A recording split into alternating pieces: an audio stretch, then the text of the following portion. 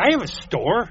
Oh, anyways, this is our big, I think it's not too early to make an announcement. Turkeys don't fly, okay? Mm-hmm. Just in case I forget next week. And this is our big birthday show for Greg. And Greg, where the heck did he go? Our drummer blew up on his birthday. Forget about birthday. Let's have an anniversary show. It's 40 years of a Whole Lotta Shakin. There's the big Jubilee to-do this Friday. So we're welcoming back our great friend Mike Murray. Yay. Hi. How's it going, eh? I was wondering, too, when you were a young lad and you were watching Batman, did Adam West look at you and go, good citizen, you are destined for radio greatness? He did not, but I was very impressed. I mean, that was my show. And that and Underdog. And Johnny Quest. Underdog, like 6 in the morning before school. And we used to have, remember those rock candies? There used to be a drugstore. I remember those. Yeah. Get those. I remember Underdog, and then Batman. The first episode I ever saw was the one with the Riddler, where was it Mousy falls in the vat? Like, poor deluded girl. The only death on Batman. But what got you first into just, this is like your vocation, your love? What really hit you about music and your kind of music that you fell for? I think it was the music itself, and it was the presentation at the time. This was mid-'60s on forward, and I just, the combination of the excitement of the on-air talent and the music and the general hysteria over the music, starting with the Beatles, but filing down through every other group, was a lot of fun. And where the action was on. Now, it was on in afternoons, but initially in Rochester, they showed it in the mornings. So I was 5 and 6, so I was watching it every morning. And to see, the Raiders being goofy and whoever else was on there and hearing the music, it was great. I'm just thinking, do the Freddie. Do the Freddie, yeah. Look it up online. You'll maybe appreciate it. Or maybe not. But you go back, you don't realize how revolutionary rock was. I mean, it's not Lawrence Welk, obviously, but nobody is. No, but reading about Chuck Berry and there's a special, I call it special kind of madness in the 50s, where there were riots at every show. Mm-hmm. Fats Domino had a call off a tour because there were 4 riots at his show. It's like those blazing keyboards. Man, it just brought you to life, and it brought everybody to life. I recently reread Bill Wyman's book, Stone Alone, and all you read about is, there was riot. You couldn't hear yourselves at this show. Keith Richards called Rochester lame. Well, the shoe fits. Anybody doesn't know the story that they played here, the cops shut him down. Well, yeah, but considering the authorities at that time, and, they didn't stop there. 10 years later, they did the same thing with Iggy, pretty much. Or not Iggy, but David Bowie when he came to town. Iggy might have been there with him, but... they're just like, no, we don't want these people in our town. And it's like, well, wait a minute. The people who live in this town want them in this town. So, Yeah, but that's when it was new and everything. How was, in terms of like now, and while we're doing the show, I can order something on here. Yeah. I can order another copy of Greg Prevost CD. Oh, you probably should, you know. But how was it in terms of, when you want to go out, then you get your paper route money or wherever. How was it finding things for music and everything in those days? Me, let's see. My cousins were big Italian side of the family. Everybody was together every weekend at least. And they were 3, 4, 5 years older than me, and they had all the music, the Beatles, the Stones, Beach Boys, Paul Revere and the Raiders, all that stuff playing all the time, Lovin' Spoonful. So, and then I grew up on that. And I always had the radio on at home. To the top 40 station, mostly WBBF, but sometimes WSAY. And, I just sort of got into it. And it was great. And then I went along as I got older. The music began to change, but I went with it. And then it got to a point where I'm kind of like, where's the really cool stuff? Because on one station, it's all Carpenter-style music. And then on the other station, it's all 15-minute jams. And I'm like, what happened to, Friday on My Mind or Paperback Writer and all that. And whatever happened to Murray the Kid? Yeah. Well, the Ramones, and there they were, as almost on cue. I saw them in a House Guitars commercial. Dee Dee says, buy our record. So I did. And I'm like, whoa, this is what I'm waiting for. People don't get that about punk. It's just all it was, if you want to call that punk, like the Cramps, the Ramones. And it's just sort of punk, new wave, yeah. All it is it's a throwback to 50s rock. That kind of energy. Just listen to it, you think, it's something different new. No, Surfing Bird, all these. Ramones. All it was is they loved 50s rock, and they wanted to keep it simple, stupid again. They didn't want the huge prog.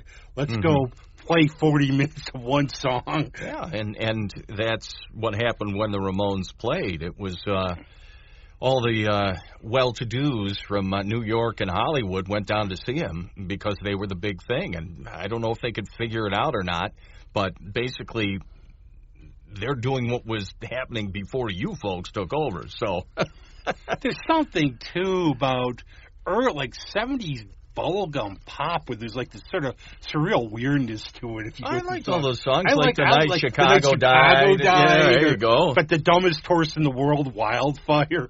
Oh, yeah. Well, no, I always liked his hit before that was Geronimo's Cadillac. Yeah. I like that one, Michael Murphy. Yeah. But, or one of the funniest ones was Brandy, because Looking Glass turned into Stars. Yeah. And I saw Stars open up for The Sweet in 1978 at the Auditorium Theater, and that was an experience. I saw Stars when I banged my head on a tree by mistake. And be here all week. Yeah. But then, so how you felt, you sort of filled the hole that we needed in terms of music. Well, but what locally, what sort of did that for bands though? Like our scene, was there anybody around there? Well, there was the radio. There was Dan Guilfoyle. He did The Glory That Was Grease on WVOR at the time in the 70s and early 80s, and and Del Rivers and I would listen to it every week. And, he'd play a lot of songs that were slow movers, but every now and again he'd throw in Johnny and the Hurricanes or something crazy, a Great Ventures tune, and we'd go, wow, got to get that, got to find that, And then there were songs that I sort of remembered. I heard David Bowie doing Friday on My Mind, and I go, I remember that song.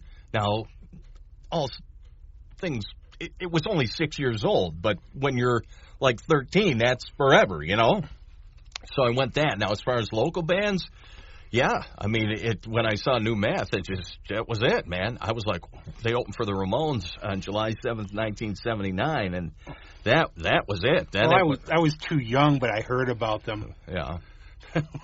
Yeah, I think you might know about them. But the other one thing that got me was, of all things, I've told this story many times, for some reason, PBS would play Yellow Submarine on 4th of July. Yeah. And my friends and I would, battle each other with sparklers, being the Blue Meanies and the Beatles.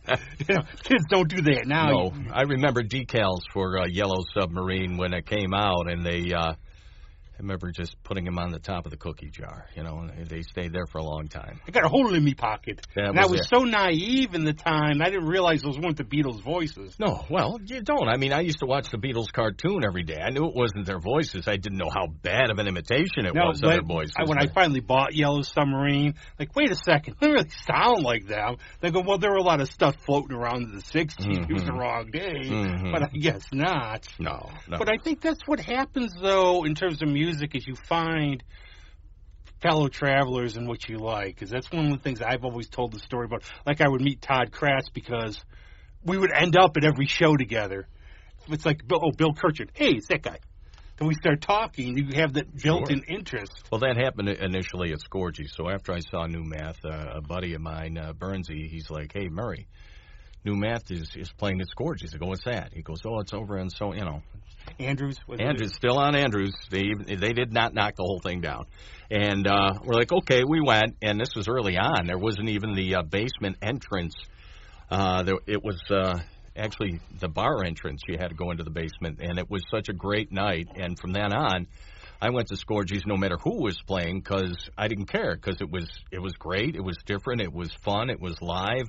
And then you began to see different people there. Also, my friends that I work with, we began to, just hang out after work, have a few pops, and listen to the Beatles. Okay. Oh, hey, listen to the Beach Boys. Well, hey, I got this Kinks record, you know. And so then we would start going out to see bands and going to Scorgies. And after we saw the Insiders, we would go to whatever dive they happened to be playing that week. And great music, a great British Invasion cover band for like $1 or $2 every week. I think Alex Chilton played there too, didn't he? Where's it? Oh yeah, Scorgies. Yeah, everybody played the Scorgies. Wasn't there a band? I remember the name. I can't say one word about their music. But I just loved the names. Cappy and the Frenchman. Cappy and the Frenchman. I used to go see at the Penny Arcade. Yeah, I just heard the name. It was New Wave night, okay, on Mondays, because they weren't going to get anybody else to come, and most of the regulars, you know, who would have harmed you weren't there that night. And they had this kid Chipper playing music, so he'd play a lot of the new wave stuff, and he'd play some oldies like 96 Tears or whatever by Question Mark and this and that. And, yeah, they used to play. That was the first place. Actually, that was the first place I heard Planet Claire. I heard them do it first, and then they used to do I Had Too Much to Dream last night, but they did their own stuff, just like me, by the Raiders. But mostly it was their own stuff, but it was high energy, man. It was real high energy. I'm so glad I got to see the Electric Prunes once. They played a Bugs Your Halloween show. Yeah. Oh, those shows, some of the bands we got, like the Saints and all those. The Saints, yeah. They were all, but the Electric Prunes, Blue Cheer.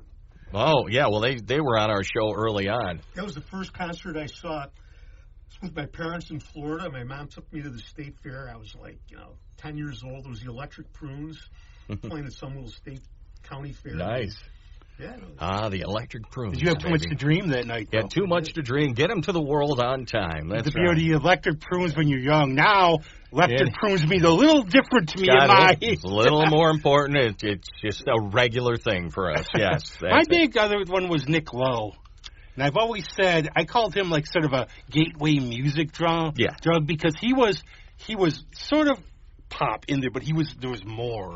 Yeah, I bought, I heard So It Goes, but in the time before internet and everything else, you would think that's what it was called, but nobody said so on the radio. I mean, they would just play song after song, and maybe after 15 minutes, they'd tell you, which I do now, guilty, but at least there's, things go up on the web. You can see what's being played, or there's a playlist afterwards, but they wouldn't tell you. And if you didn't catch it and you were doing something else, you were getting out of the car or something, you didn't know who it was. But then when they started playing his second album, Labor of Lust, then I bought that one, and that was great. I started buying new wave records, They were called, I would call the Dave Edmunds and sort of like the stiff records guys pub rock more. Yeah, they're more rock and roll. I don't like labels in a way either. It's like, this is this. Well, you had to, because back then it was just like, what is this crap? This isn't rock. Well, you remember when you were in high school, yes, you had to be. It was a long time ago. Yeah, but remember, you were forced into a group. You had to be the metalhead. You had to be the pop person. You had to be and if your friends would catch you, like I was caught in gym class. I was talking to a friend about how I had a jazz album. I see one of my friends looking at me like, you will suffer. You will suffer. Well, I fortunately had some good Beatle buddies there. Big Beatle fans. My best pal and a couple other guys I'm still in touch with now. And so we between that and Monty Python, we were, big fans. Every Sunday nights at Spam. That was like, and then the Goodies for a while. The Goodies was fun. So you're somebody who remembers it. I've asked so many people. And Paul Hogan was on I don't remember that one. Yeah, he was on early on, and that was really funny. It's always a good one, but that would be the thing, though. You would be sort of stuck in this group in high school and you had to break out. And I would try to. I had a friend who was a big Who fan. And I was too, but I would make a gun club, like make cassettes for people. And all I would hear is, Rob, this music sucks. Listen to some good music. And now there's like, wow, this is awesome. You go in Target. I freaked out. It was at Walmart or Target. I hear Ramones stop playing. Yeah, you hear it now, and it's like, oh, yeah, now you do it. And all these kids, they walk around with these shirts. Do you know who they are? No. Well, they got me a couple weeks ago because I'm walking by. There's a kid. He's got a nice shirt. He's like, oh, no idea who. Yeah, you don't. I saw somebody with an Iron Maiden shirt thinks that was Japanese anime. Then you get, look. Excellent. In my day, In my day, we used to have records. But were there any? The one club I heard about years ago, and it was the Orange Monkey. The Orange Monkey. I only went there once. Time. It was more of a hard rock venue, but New Math played there. It didn't go over well. Somebody, I don't know if it was them or the first band, jumped off stage and put some guy up against the wall because he was giving him grief. I don't remember. It was long. I always go back to the Cheap Trick gig with them. Which, oh no, I didn't see that. No, the popular story I heard was like they threw it was at Scorgies, and they threw bottles and stuff at him. But they Rick Nielsen, they liked them. So in Buffalo, I guess they were saying they were a good band the next night. But I don't know, this to me, in a way, like the old arcade. I had friends at school who lived like right around the block. They would play it up like it was such a bad place, such a scary place. Well, that wasn't, but you could get whaled. I always laugh about you go in there with your leather jacket like your Black Sabbath shirt. Then you go outside and I'd have to wait for my mom to pick me up. You're trying to look cool. Yeah, we bad. We bad. But I remember going to Motorhead there and I saw like everybody, like Rob Filardo was there. All I saw was every other minute somebody's getting thrown out. Oh yeah, that happened at the Ramones show at Scorgies too. That was. But I look at in a way, as long as nobody got seriously hurt, I think we've lost sort of a sense of fun like that in a strange way. Because a lot of people are going out. All they want to do is blow off steam, have a good time. Well, that's kind of what I try to do for 2 hours on the radio show. I try to just make it upbeat, not about anything in particular other than sort of energetic music. I'll try and sneak in some newer stuff just for the sake of sneaking it in. Some of it's real good, some of it, but it works. And that's what I'm like. Hey, for 2 hours, let's just hang out. Well, how about that unfiltered version of Long and Winding Road? Why don't you play that a couple times? Oh no, that sort of thing is not my bag, baby. Beatles are my favorite group, but the slower ones sometimes, You are the old school Beatles person. You love like the early stuff. I love the early stuff, and I love the later stuff. I mean, Hey Jude, I remember the first time I heard that. That was something, but the earlier stuff is, it's just, there's so much joy in that earlier music. And, and then it's understandable how they got to where they got. I mean, that was rough. I call them sort of a combination of the early music of Chuck Berry meets Buddy Holly. Yeah, that's about. Well, and that's it. Those are sort of my favorites. I say the show. Well, we describe the show. Yeah, Chuck Berry and the Beatles. That's pretty much where it's at. But okay, we're getting to where the rocket's leaving Krypton now. You must save the Earth. So, how did it come about that you started your show? Oh, well, there was a Chesterfield Kings gig at Scorgies. Where else? I think we opened the show,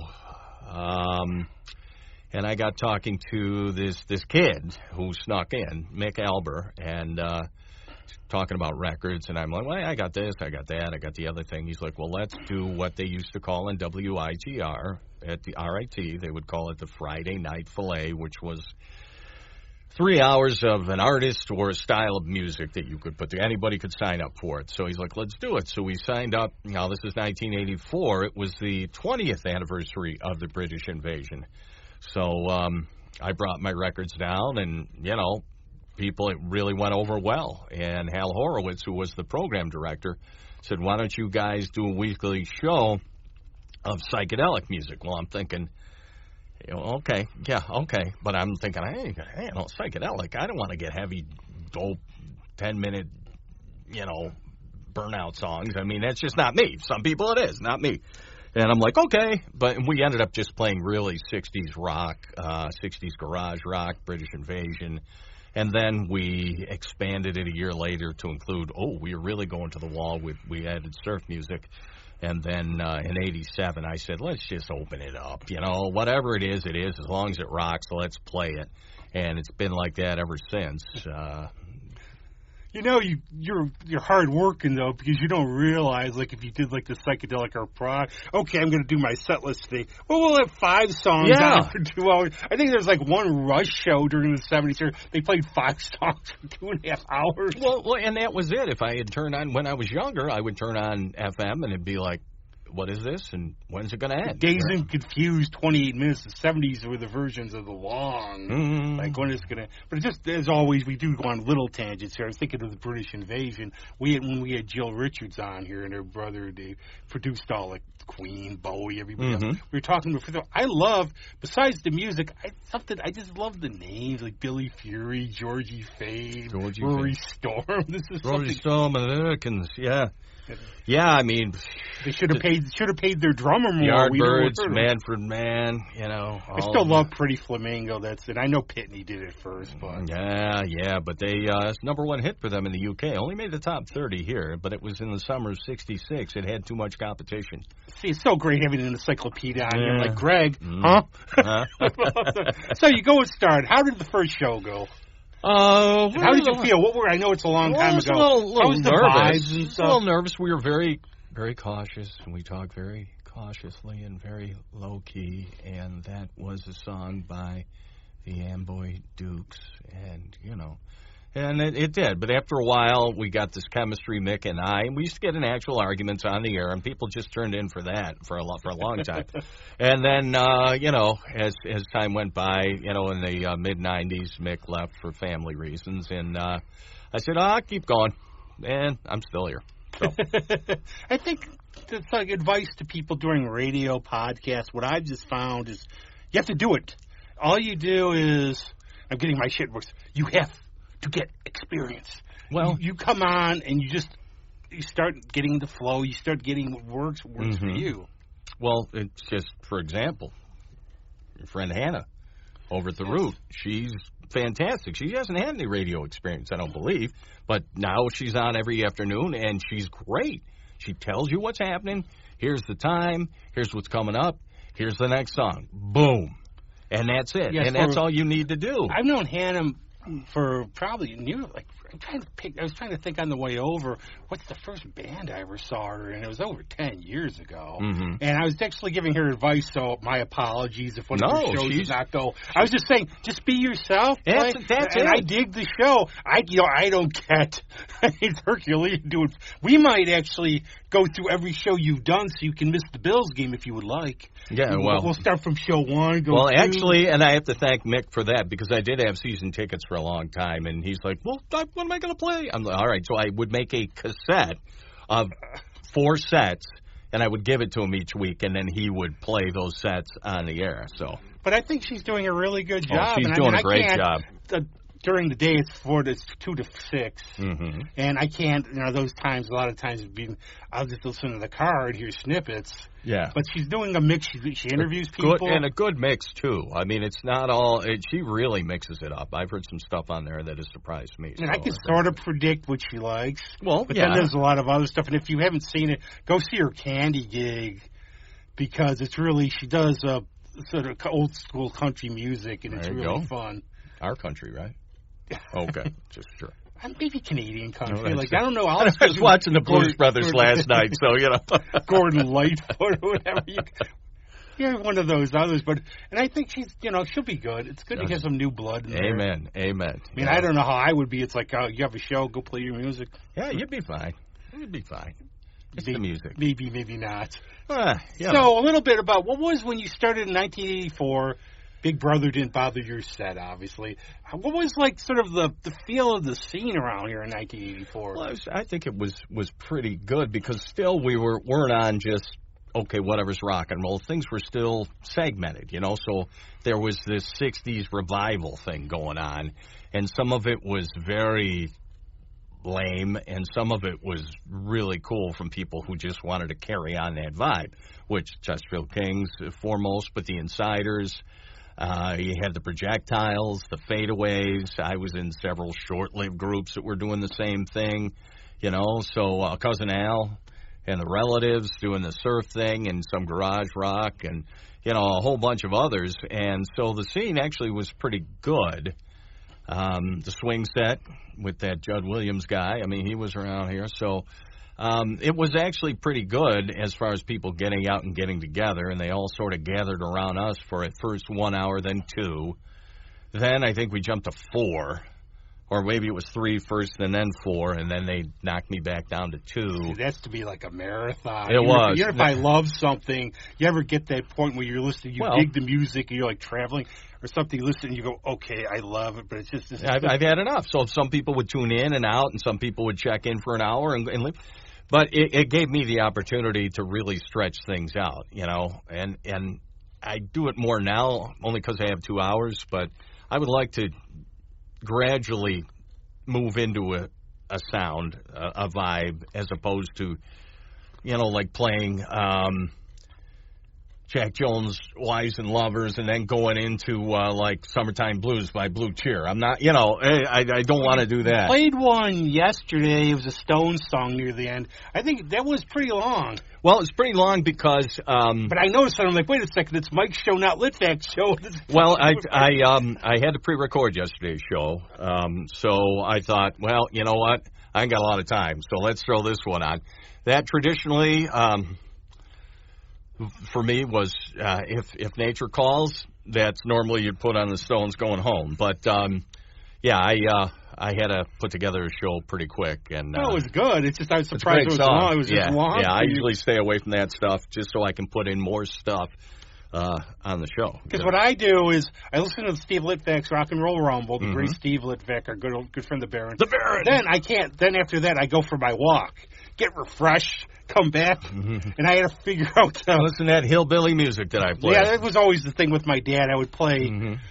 the Rumble, my dad would go, what in the heck is this? And then he would go, he tried to eat one of their CDs, a Tombstone. Then he's like, what's the hillbilly music on? And then I would I'll never forget, then the Stooges. Yeah. Not Iggy, the Stooges 3. But he's the only thing, I do look at this as a tribute, thank you. I saw you played Spike Jones on Hollow. Yeah, I love that one. But I remember, during the Stooges, it would be the great walk. So all of a sudden, I'm, nodding up. I feel the elbow. There's Lawrence Welk. It's Larry. He's there. But that's the one thing, and I always think, Phil Marshall came over for doing music therapy. That was when, during the last years, my dad went so great. But the music, Well, not Litvax. He didn't know what to do. Phil is a major talent, yeah. But that was but hearing him, we should have had the Marshall sessions where they were singing in there. And it's amazing what music does to people. I would recommend to kids, when you're studying for tests, try to make them into songs. This was discovered in, because that's how that Happy Days episode, the one Pump the Blood, where you can't remember, so they make the biology as the song, and it comes out. Hey. But I also think what you do, you encompass, a feeling of the era, too. You go back, and I think you can do, how do you become successful at, you do whatever you do. There's, no rules. But you give a whole feeling of the vibe you get of the era. Yeah, that's what I'm trying to do. All your Batman stuff and all that. Well, I got to do the Batman, because, from day one. I watched the first episode, and that was wow. I was 5 I took it seriously, though. I did. I did, too. I was they're going to get it. My poor parents were just there were so many times that we just had to just bite our tongues just to not laugh out loud, Just because, and understandably so, but for me, it was well, this is a big deal, It's the used lines. I'm going to get a candy bar. Fresh fruit. I'm telling you to watch both ways or whatever. But I have to go back to the early music, and I would always just say, don't blush, Greg Krivos, but I think he's a bit of a genius with the Kings. If you read his, and I would recommend reading the book. If you've never heard their music, just if you want to hear about Rochester music lore. Well, yeah, he was in a lot of it. What would you call it? No, it's not a bad word, sort of a gimmick. But the whole idea was they were in the 1966, and everything was supposed to be nothing after that. Well, yeah, but it's a strange vibe of people around my age, which is 64 now. Yeah, okay, but a little bit younger, and folks 5-6 years older. It always just stuck in my mind. That year was cool. And it's almost like the demarcation line of the old world and the new world, And everything sort of just hit at that time, and the TV shows were cool, and the music was cool, and for younger people, it was great. And, I think Greg just wanted to say, hey, this stuff's great. I want to play this again. I always think of Chocolate Watch Band when I think 66. It might not even been out in 66. Well, no. It came out in January of 67, I think. Missed it by... that much. But it was recorded then. I was dwelling about this, on that idea a lot, actually, because it was Halloween. What would I watch every year for Halloween? New Bomb Church. But I'm looking at this going, people don't realize... They're a car club from the 50s, but a lot of people think of the 60s, the hippies, the Peace and Love. That didn't come... Decades spill over. No, that came like 68. Late 67, if anything. Yeah, so the majority of the decade was either, 50s part 2 or sort of the mid-60s, move over. But that hippie stuff didn't start till 67, really. You could see, like with one of my favorite Beatles albums, Rubber Soul, that it was sort of advancing in the music. But go back, do this as a test. Look what the top-rated TV shows were for the 60s, say 66. It was like Mayberry and all these I've been watching them. Small C conservative shows. Well, yeah, Combat was in there, and all the Beverly Hillbillies probably, and Man from U.N.C.L.E. for sure. And all those great shows, yes. All the secret agent shows, because James Bond was just, the biggest thing as well. All this spy stuff. And then our dear Munsters, who ironically got caved in by another favorite Batman because of the ratings. Well, yeah. Well, I used to be like, I was so small that I was like, I wasn't sure. They were kind of scary, Addams Family was creepy. I watched the Addams Family every week, But then Munsters would come on, my mom would try and talk me down. She'd go, it's silly. It's not that scary. But now, the Munsters is one of my all-time favorite set. Al Lewis and Fred Gwynn. It's just, and the rest of them, it is just so over the top that it's genius. And then they play it. Yeah. Check out Car 54. Now I will say, Car 54. which one of my all-time favorites. You'll fall over laughing, but the second, but it's about time I watched that when it was on. Yeah, but the second season isn't as good. It's still good, but it's sort of, you could tell. I don't know if they had different writers or something. Yeah, well, when they robbed the bank, that's the hold up in the Bronx. When they it was. But I will say, I think the last Chesterfield King show, maybe it was at the German House around my birthday. Yeah, it was about 2009. But it was famously 9 or 12, one of those. It was 9. But what it was, I will always treasure, he didn't mean to do it, but Greg hit me in the head with the beach ball. No. You're lucky that's all he hit you in the head with, because he used to swing that microphone he around. Would throw the phone books and stuff, too. But I remember he wanted bubble gum for Christmas, and he hit me in the head with a beach ball. Yeah, well, okay. Well, then I got it. He came up on stage. I tried to bonk over the head with it, but I missed.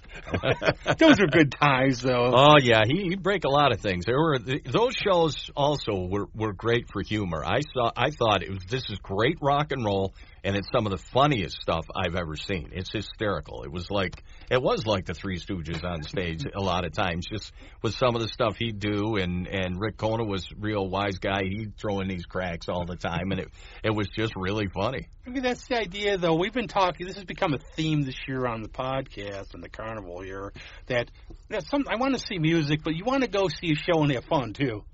If you're going to go see the serious folk singer, no. You want to be miserable. If you want to go see a show, you want to just let off steam and watch. Like in that thing you do where they have the talent contest and the young ladies are doing some folk song, and everybody's like, come on. There was actually, I think it was Fridays, the Levitt show. There was this one skit where it goes, make shown by his laugh. And what they had was nobody could. So then they had the one guy come out as Gallagher and do the thing. She starts cracking up. And each to their own and stuff, but some of it should be fun. Well, and to me, that's the key. I always like to laugh, I always like to laugh. I grew up on laughing as well, which when I watched it when I was 7 and 8 years old, and now I watch it and I'm like, oh my goodness, wow! Obviously I didn't have any idea what they were actually talking about. I like the slapstick and all that; it was great. But now I look at it and go, woo, boy, that was some people I noticed were like during our dear 20. Forget about the Smothers Brothers. They were a problem. Lappin was much more subversive than that. Oh, yeah, or even like in 2020, a lot of people are binging on stuff. They're watching All in the Family for the first time, and but that was hysterical, and so so was Sanford. And those roasts too, like those. Oh, the Dean Martin roasts. Yeah, they were classic. And what was it? Nipsey Russell was this great. Well, Nipsey was on Car 54. Yeah, he was. I guess he was in like the movie too, which I don't want to watch. Yeah, I went to the. Oh no, I won't. I went to the. My wife and I, the Comedy Hall of Fame there in Jamestown, and they had a presentation on Carson, and it was just hysterical. I've worked there down there, and I've seen the Lucy thing. I've been there, yeah. But I love Nipsey, too, and I just love people who stand up to nonsense. And I remember his one quote was, "Hey, somebody told me to get to the back of the bus." He goes, "Honey, I own the bus." And the one about the jet, some terrorist had to hijack a jet. A couple brothers wanted to kidnap Joe Namath. But then people learned to laugh. They learned it wasn't about, it's just we're all laughing at each other, which is fun. Oh, yeah. But, okay, now we're in the mid-'80s, and we're getting to the 90s. How did the show start evolving? Well, in 1987, as I said, I said, let's open it up. And I had heard Little Richard doing his version of Whole Lotta Shakin' Live, and I'm like, that should be our theme song, because that's great. So for a while, we just used that one, and then, of course, we worked in Jerry Lee and a whole lot of different versions. But, that was our theme song. And I'm like, look, we need to start playing the Flamin' Groovies on this show. We need to start playing Slade. We need to start playing, Brownsville Station or what else besides the, early Kinks and early Stones and Freddie and the Dreamers and the Ventures and whatever else, No, that's actually, if you made me think about Whole Lotta Shakin', I don't know if Greg Townsend's ever told you the story of the time him and Eddie Angel, they're in Tennessee, and Jerry Lee Lewis opened his house like as a museum. Yeah. And he goes, what's he doing here? It's like a museum. What's he got in there? So they go in. Well, yeah. They walk around. Is he there? You could, so Eddie looks out the window. There's Jerry Lee on a lawnmower. So Eddie waves at him. Yeah. And, audience can guess what I'm doing. Jerry Lee goes like that. That's about right. Yeah. But there's a lot more. That's the beauty of music. There's so much more out there. And I will say, you're probably like a blessing to a lot of people who say, okay, my own bias. I thought the 80s sucked for music for the most part. I like the early part, but then once everything began to get synthesized, combined with the MTV, you gotta look good. We were right back to the Frankies and Bobbies, because you had to be pretty and you had to be, whatever. You had to do what we said, and the real music that was going on was getting neglected, I think Stan Merrill said this. The thing was like the same. Stan Merrill and I had this sitcom and our good old Bad and Off there, where there was like a list of 80s albums, like a top 50. The only ones we both owned was a Tom Petty album. Yeah, Petty was always good. I mean, I think it was MTV. I think it was more about, okay, how are we going to look pretty on our video? And we got to be cool. That's what I said. And you got to be cool. But to be fair, now you were starting to get some alternative to the top 40 and album rock stations with low power college stations, whether it was WRUR, WITR, WBER came along. Then all of a sudden you at least had the ability, before the internet, to hear things that you wouldn't hear unless you walked into a record store and they were playing them. B-I-B, B-I-Y. That's right. But I just think that what you said it right, and like Steve Litvak would have been good for this because he would fume. It was too much. I love Deep Purple. I saw a video. I see this video of King of Dreams. This is basically Rainbow. Was that album. But I see a video. It starts off fine. Okay, they got John. Oh, it's just so overproduced. Yeah. Then I look at Ian Pace. He's got the worst, like, curly hair rug on. Spinal Tap time. But I was laughing because I read Ian Gillan's book, and I guess, like, Richie came to the door, and he had the pilgrim hat on, and Richie's girlfriend's, like, back by the gate, right? And he's like, he comes, he's like, hey, you want to sing for Rainbow? And Ian goes, no, thanks, I don't want to. He goes, why is your girlfriend back there? I thought you were going to slug me. He is a character. I remember, the early stuff when they did Hush. I thought that was great. What's his name? I always get his name wrong. Rod Dryer? Yeah, and then they changed, and of course, Machine Head. I mean, those are required listening. We Can Work It Out. They did the cover We Can Work It Out. It's that Book of Townsend. Oh, no. Is it? Yeah, I got you on one. Wow. No, I've got it. I'm trying to think, and I'm like, I probably listened to it once and not again. Well, they have, if you listen to Book of Townsend, those are the songs we talked about where you're sitting there doing your crossword. It's like, you look on, it's like... Yeah, that's probably why. Or there's like a Vanilla Fudge. Yeah, that's it. There's a Cactus song I listened to. I got the live album, and it was like one song, and I'm sitting there. Well, that was, I remember, God rest his soul, Gary Smith, the Happy Pirate. He just passed away, but I would go over to his house and we'd listen to records, and we were teenagers, and I played Long Tall Sally by the Beatles for him. I played the rock and roll, and he goes, "Oh, wait a minute, I got it by Cactus," and he played it by Cactus, and it was this and the Beatles are like 90 miles an hour, and Gary goes, "I wonder which one's better," and I'm like, I think mine's better. I mean, I will fight. God, I will die on my hill that Shatner is loosing the Sky of Diamonds. Well, it's a matter of taste, but just to say, when you're that age, that was the sort of thing where, well, if it's heavy and these guys are going, whoa, it's better than if it's straight ahead rock and roll. And that was, we were kids. I cringe where I heard some kids saying about how, I heard about that band, The Kinks. They covered that Van Halen song. Yeah. You do not know. I forgive you. You do not know. But that's actually, we talked about when we were younger, and I do. One of the things I was going to bring up is a bit melancholy, though. Over doing this for 40 years, we've lost a lot of people from the scene. But I was thinking about Doug and Gary.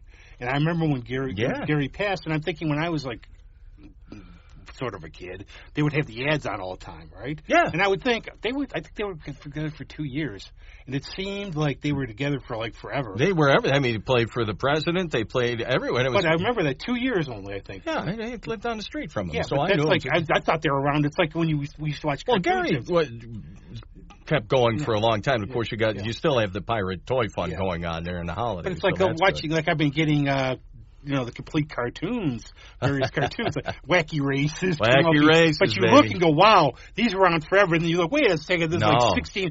H.R. Puffin stuff had like 18 episodes. You ever get a chance, listen to Gilbert Gottfried's interview, if it's still up there, that he does with Butch Patrick on Lidsville anyway. It's not H.R. Puffin stuff, but it's Lidsville. It's the same people. It's Croft and Marty Croft. Get a load of that. But that's like the one thing. I mean, I've like to have messaged you on this before about how sometimes the only depressing thing about listening is, okay, who's the tribute to this week? Well, yeah, and it gets kind of tough, and I get a lot of messages, thankfully, from listeners to say, hey, so and so died. Hey, so and so died, and I just don't want that to be every week. It's going to be when you get like Shell Talmy passed away the other day. Now, because I had I would have done it. On the last show, I would have done tribute. I'm going to do it next week. And that one, guy produces You Really Got Me, and, the Who, and the Creation. Not for your show, but Roy Haynes passed away, one of the best jazz drummers. Yeah, and so, some of these huge, I'm going to put together 2 sets of easy pickings. It's great stuff, And also, I noticed that back in the day, we wouldn't play My Generation or something that was very well known. And now I'm starting to play it because I'm like, it's not getting played anywhere else. Really. There's no 60s oldies station. I suppose you can go to somewhere to find it, but it's going to be the mix of the same old stuff, the songs that we said, okay, we're going to give you the alternate songs. We're going to go a little deeper into their catalog. Now, you might as well play them because they're not on anywhere anyway. I saw The Who, definitely for me, would be the last time in 2017. Did you? And they were great. But it's like one of those where, you hit something where you go, okay, the way going to do. Whoever knows what he's going to do. Mm-hmm. But I was like, they're really good. I want that memory of that. I don't want to go one over. Like Link Ray when he was out of his mind. Oh, that was great. No, the one afterwards I heard. Were you just playing everything 3 times? No, that was good, but I heard the one afterwards when he came back wasn't as good. Oh, I don't remember. But I remember because I got up front. And he's looking at me, and I remember, speaking of, unfortunately, people who passed, Mark Mariotti. Yeah, Mark Mariotti. He was, I used to call him things. Well, yeah, Cadillac Mark thing, yeah. But he was playing, and, I remember, his Liquid, and I see him playing, because Mark would always get into it, he'd get up front, be Well, we had a joke, because in Kicks Magazine, Kicks Magazine, this guy, Billy Poor, wrote an article for Kicks Magazine, which was my favorite. That is as much of a huge influence on the show as some of the bands I've seen. And this guy was down in D.C. with Link, and he knew him. And apparently there was this bar in D.C., and some foreign guy, and he would go, anytime Link would play Run, Chicken Run, the guy would pick up the cash register and throw it through the front window. And so one night he says, I'm there. He goes, I saw this happen. Guy comes out, he says, no do run, chicky run. No do run, chicky run. Crazy man here tonight. No do run, chicky run. So he goes, Link says, okay, I won't. And then he goes, later on, I think Link wasn't feeling any pain, and he started to go into it. And the owner comes running out from the back because he heard the first couple of notes, and sure enough, the guy heaved the cash register to the window. So Mark and I, anytime he'd play that, we pulled our hands over their head like we were throwing a cash register. That's the one. Going back, there's little things that only us demented really enjoy. Niagara Falls, slowly I turn. Yeah. But going back to the Who, the reason I bring that up, and of course, good old Pete Townsend. Played a great set. I mean, it's mostly the hits now. But they put in some more Quadrophenia stuff. And I didn't realize they don't do encores. I guess they never did, but big deal. They give you a good show. But they play My Generation. And then Pete was saying, obviously they're a little... We didn't die before we got old.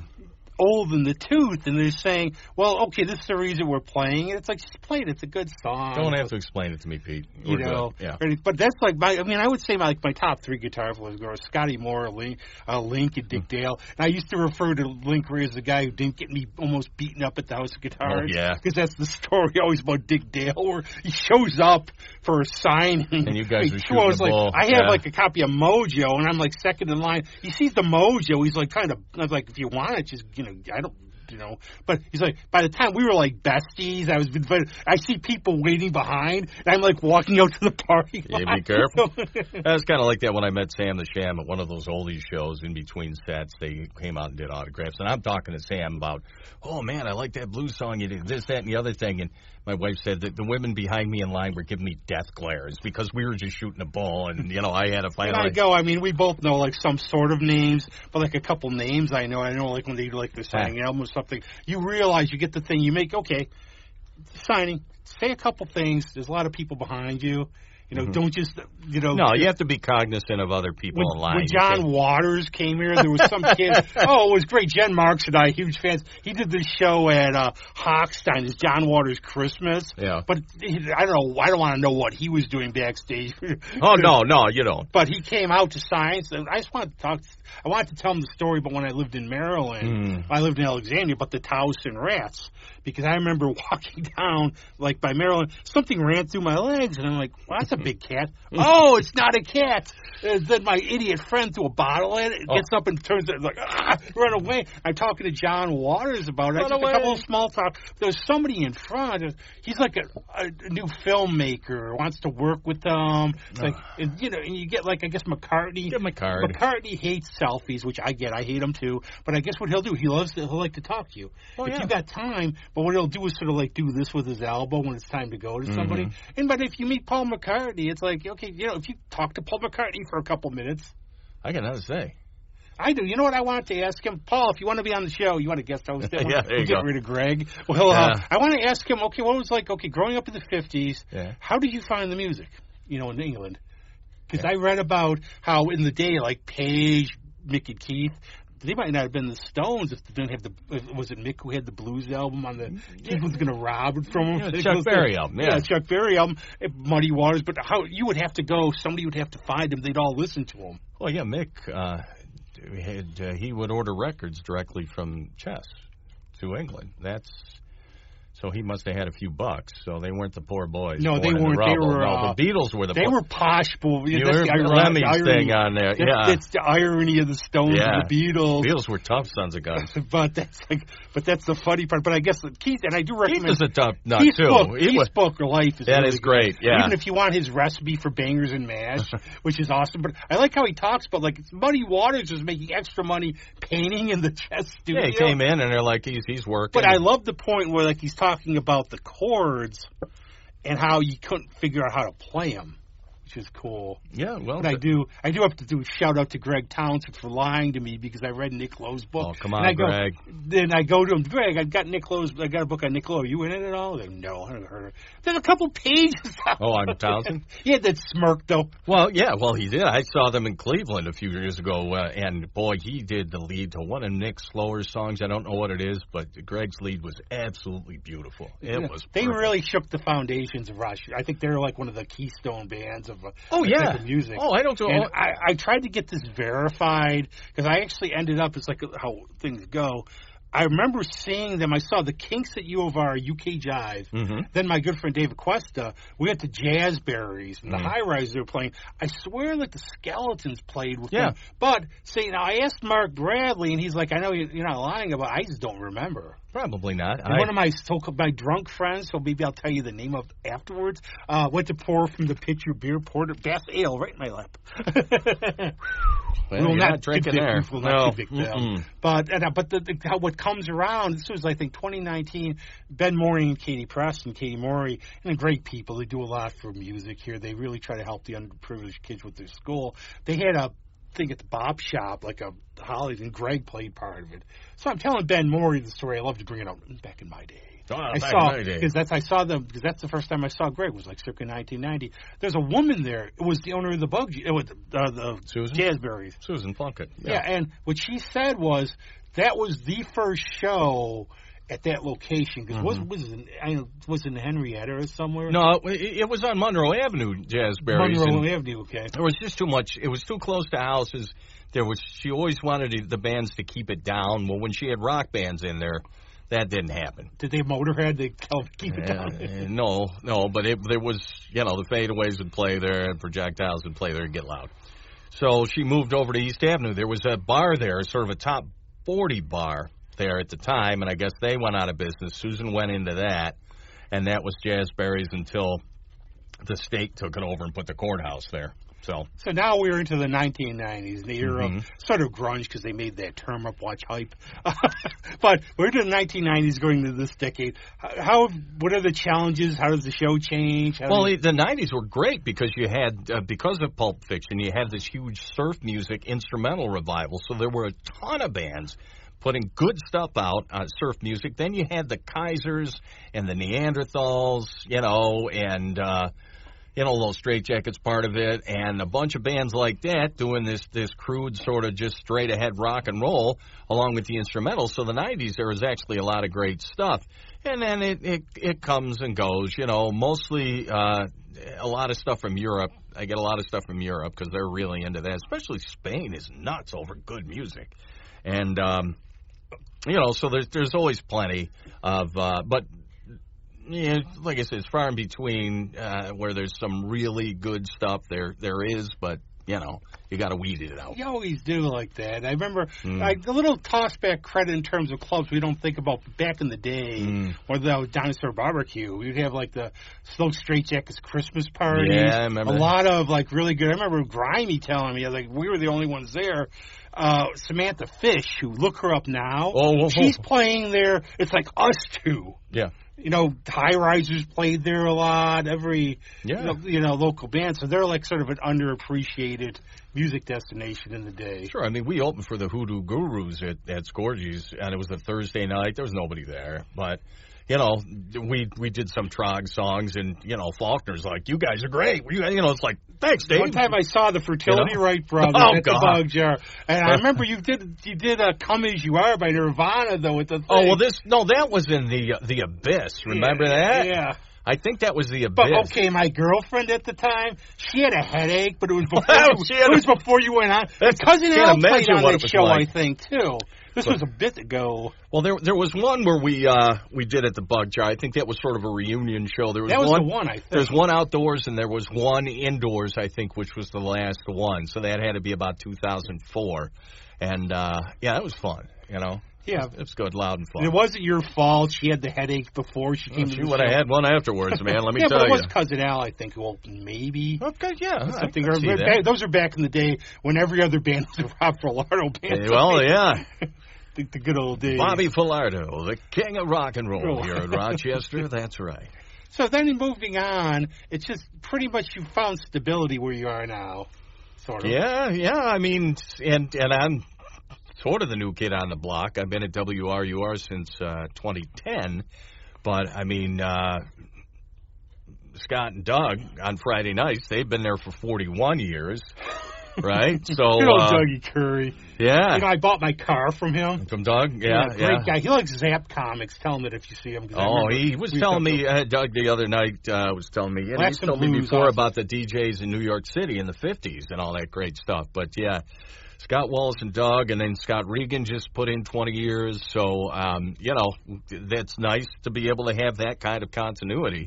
And he's a young whippersnapper compared to you. Well, no, not compared to me. Hannah's a young whippersnapper. That's it. Not Scotty. No. But also the Hog, the House of Guitars, you said there's. Well, the House of Guitars was the big influence in a way because everything would be Squaresville in the early 70s.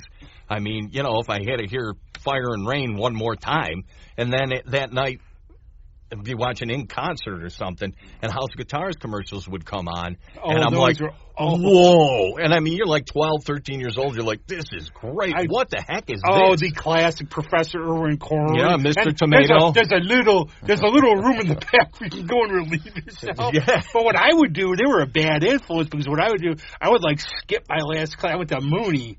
And I would skip my last class so I could go to the House of Guitars when I got home. Well, how was school? Well, last class was awesome. Yeah, it was, because it was at the House of Guitars. Every Saturday I'd go in there, and Prevost would go, new albums are right over there.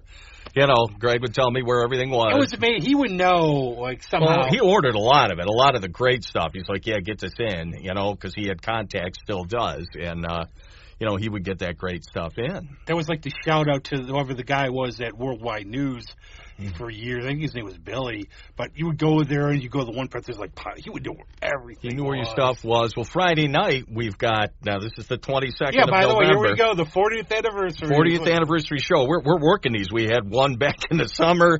We had, we have another one at the House of Guitars not long ago.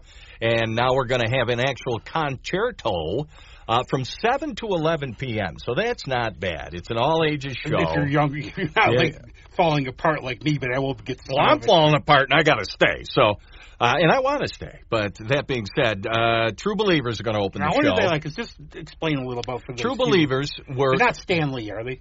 No, True Believers are Dan Frank from the Projectiles. He's in this band. And Jim Lampert, who, for all intents and purposes, from the Insiders. And Joe Minotti was in a group called the Royals. Well, they do a lot of 60s rock and roll. They do some rockabilly. And, they've been known to do Something in the Air by Thunderclap Newman. So they kind of mix it around. Then Mal Thursday, who was in the Malarians in the 80s, we did a gig with him, Fertility Wright Brothers, with the Malarians and the Liars. That was an experience. In Massachusetts one time, thank you, Stan Merrill.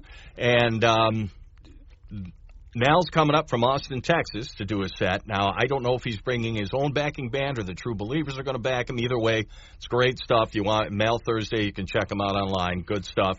And then closing the show are the Rhino Chasers, instrumental and surf, a.k.a. the Duke Galaxy, if you recall, their latest band featuring the one and only king of rock and roll, Rob Filardo, on drums. You could play the game about 6 degrees of bands with Rob Filardo. But Rob, did Townsend produce, not Greg, Pete, produce Thunderclap Newman? Yeah. That was their sort of band. Yeah, it was number 1 in the UK, but it was only top 30 here. But I remember hearing it a lot as a kid, yeah. Yeah, and I was going to ask another question. It behooves to ask me. I have to use the word behooves. I've been wanting to all day. Where do you find all this stuff? It's just over time. I mean, I know I find stuff myself, and I always call it the beauty of rock. There's always something out there you could find. Yeah, well, at first, like I said, we had to start with introductions from people on radio, or we'd go to a bar and see Planet Claire by Cappy and the Frenchman. Oh, we got to find that, and just listen to RUR because they were doing it. And then Uncle Roger overnight, you didn't know what he was going to play, and he played a lot of local bands, God rest his soul. So he did a lot, and Kevin Patrick had a show then. So this was all kind of coming together. Then you go to see some of these bands, and people start telling you about all these other groups. Then the fan mags start coming out, and you talk about stuff, and we're like, wow. Even Cream Magazine had two issues on 60s garage rock, and they had the listings of the songs.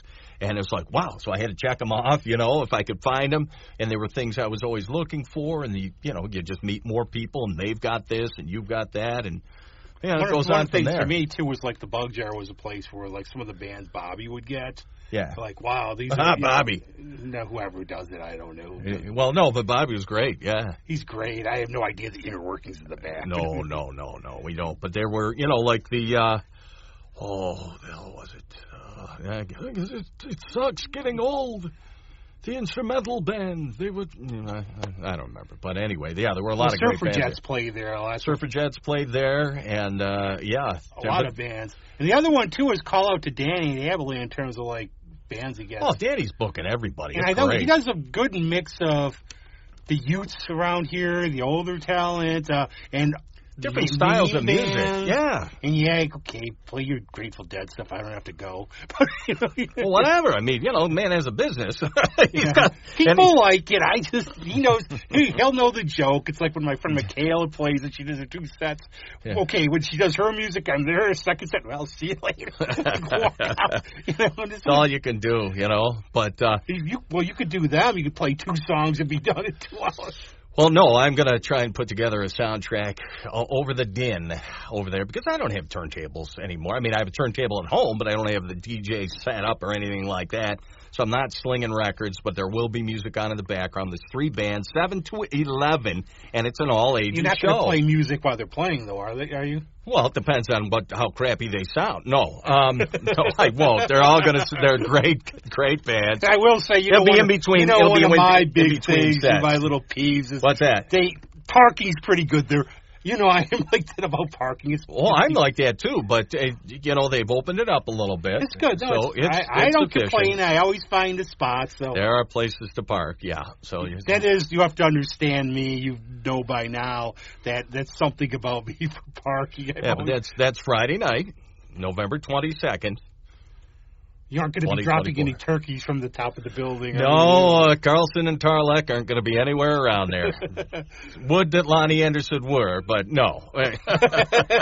Hey now. Da-da-bum. No, but that's good of them. Looking forward to... I might be a lot slower for the 50-year one. God willing. I don't know. We could make a pact, like if the Vikings and Bills never make the Super Bowl. Yeah, they'd probably play each other and end in a tie. No, it's like I said, North Korea. It'd be like Bane in the Batman movie. The thing collapse. Yeah, well, I could see that. But, yeah, I'll just keep going and doing it. And now there are so many options. I'm honored to be where I am just because of the visibility. On WRUR. I'm on in Ithaca. I'm on in Rochester. And, of course, streaming. I've got listeners in Australia, I don't know how they do Europe. That because we've gotten, people for the podcast from Canada. We had, one of our weirder listeners, if you remember him, Jeff Chadwick, the wide receiver from the Lions. Oh, wow. The whole of us. Wow. Wow. Yeah, that goes back. So it's just strange because you never know. And I always say you don't play the crowd the way you try to be yourself. And that's what because I gotta if you try to you don't want to be like Bowie with Never Let Me Down. No, I can't. I mean, I'll fudge a little here or there. I'll swing a little here or there as far as music that maybe I wouldn't play. But, sometimes I don't think a song's that great, but I really like the artist and what they're trying to do musically, so I'll play it because I think their heart's in the right place and they're trying. And then there are people who put together really good songs that sound like they put together 17 layers and whatever. That ain't good for a rock and roll song. Don't work. And I like the naturalness about it. Suppose I told Hannah this is fine, where she did a call-in for a ticket. Oh, and my. She forgot to give the number. And she's doing. And I was like, this is real. This isn't all fake at all. No, and that's why I don't necessarily like to pre-record my shows. I like to do them live because I pick up on the vibes, and through social media, people contact me, and people who are far away. I mean, now and again, I'll get a call on the phone, especially when Count Mike's in. That's always interesting. I always wondered. I answer the phone how much, with Count Mike, does he charge? Or does he do the show for gratis every year? Well, no, it's dead money. And you don't mind. You're on the right show for that one, my friend. And I respect too how well the Count could do his voice the whole time. Oh well, my poor family, they have to listen to all the voices. There are people who hate Christmas novelty songs. I love Halloween novelty songs. I play a lot of them all over years. Christmas novelty gets more difficult as the years go by. Yeah, just because it's just I've heard them so many times, but I really do appreciate what the Fab Four do on their Christmas albums because they do it so well. And that I'll still include those and maybe some Low Straitjackets. But I like to play the Beatles Christmas records because that's another.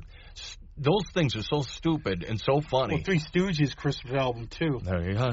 But the end is near, unfortunately. We have to go wide right later on today. Well, we did that last year. Go wide right. They don't have a kicker. But one of the stories I love, you never know, and it's interesting. What's nominated for a Grammy song? Here, a Beatles song, sort of, which is interesting. Now and Then's nominated for a Grammy, but you always read these. Beginning sounds to me like a Santana song. Yeah. Hold on, that's what it sounds like. That Santa song. Hold on, yeah. But you always hear these stories, and you always think, okay, what might have been?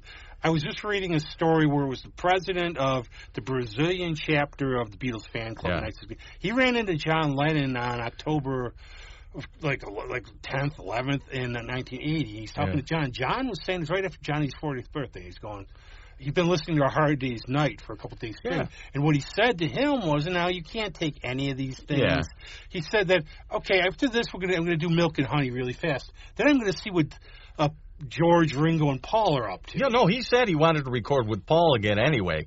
And so that would have been interesting. And, in his book, make up your mind on Yoko for yourselves. In his book, he met up with Paul at 74. This is when he's in the May Pang thing. Yeah, when May Pang was out there. Paul is going, hey, we're recording in New Orleans. Why don't you come down here? And John's, should I? And he wants you. Yoko calls out of all things. Yeah. Oh, we have 2 weeks of headache therapy. Yeah, and then he got hypnotized. Stay away from her. It would be a headache. But you always, that's part of, I think, you don't have the same thing about the Who, the Stones, the Kinks, who, because they've been around longer, they're sort of stuck in this little globe in the 60s. Yeah. What might have been. It was what it was, and it was fantastic. I mean, you've outlasted them now by the grace bigger of God. Than the Beatles. By the grace of God, yeah. But that's it. So, hey, I'm a pretty lucky guy. I will say, myself, all the things I've been saying sincerely to people, some of the things I've been through, that it's like a weekly thing. A lot of these different things. I was just at a play. My friend said this was a secret play, but a couple times a year. But every Saturday. It's something you can. It's like a friend. It's like people used to say about Carson on the late night shows. It's like I would hear this story behind that. No, that's just my Ed McMahon. Oh, I thought you were choking on your coffee. Good luck. No. But that'd be something different. Where no matter what mood you're in, I was saying, go, okay, well, I got this for a couple hours. Then we got the Stooges. Mm-hmm. And it just makes you feel covered better. in bruises. It's not like no matter what the climate is. I hate to break it to you, but especially with social media, there's a lot of nastiness around. You're not going to get any of it on here. All you need is love, people. That's it. Yeah. No, all you need is cash. Yeah, Remember, they stole from that Ruddles band. Oh, I love the Ruddles. No, but this has been really cool. It's like, thanks for coming down. Thanks for having me down, man. I appreciate it. Hey, you're one of the influences, unfortunately, from probably starting this because I listened to him. He goes, "It's a Bills fan. I'm a Vikings fan. I can do this." I want a little shout out to Dell. We're 0-8. A little shout out to Dell because he's a big part of the show. Yeah, Jimmy Bowman, we're going to shout out to you, buddy. We're going to shout out. Hope everything's going well, Del. I know you wanted to be here, but you couldn't get your car to start or something along those lines. But we're thinking of you. Oh, the one where you have to pick my car to start. I've been there. My brakes. We all have. Oh, Mark Bradley. I'm thinking of him. I almost I was going to Lipker's and my brakes failed in my driveway. And I'm thinking, okay, there is some kind of weird fate out there because if they didn't. I wanted to. I don't know why. Friggin' hate. It happens every time I want to go out. But I'm so glad. But, yeah, Dal, take care of yourself. Jimmy, you'll be fine. But if you could go this Friday night, November 22nd, at Abilene, from 7 to 11 p.m., it would be great to see you. That is the perfect way, though, the mix of true sincerity with advertising. I love it. So we're going to have, I brought a High Risers album because I don't think they'll sue me. It's in the spotlight. I don't know. There's a story behind this album. And we could play it for two. There are no rules here. We could play, if you'd like to, we could play this Anna Fruccelli's right. Play this. Maybe, okay. But there's a big story about this album. So I buy this from Jason Smith. Now, which album is it now? It's in the For the listening audience? In the spotlight. Remember, their second album from 2001. I am a damn it, Jim, I'm a podcast. And Jimmy Simons is on I have been on radio shows. I was on my friend John Adams' show. You guys have to work a lot harder than us. We got him in there. Yeah, well, Jimmy Simons is playing drum in here. Jason wasn't there yet. But I bought it from Jason. Well, Jason would happily sell it to you. You can see on the back there. You know what? I think you got to play One Note Joe. I just think you do. You are the guest, so you get to pick the song. But I have this. I'm proud of this. I bought this from Jason. And he goes, this is our very last copy. And I'm surprised I didn't have it because I used to go down to the Bob shop and see Greg on Sundays and buy all he was working there. But this one slipped. But this was the very last copy. I hold in my hand the last envelope. I hold the shoe. the shoe. But thanks a lot, man. And thanks for having me. Go Bills because I hate the Chiefs. The enemy of my enemy. My friend, yeah. So we're going to listen to One Note Joe. If this was a jazz version, it would be 45 Note Joe, but it's a rock version. There you go, baby. Pop out on Friday. Say hi. Buy me a club soda. Amen. See ya. See ya.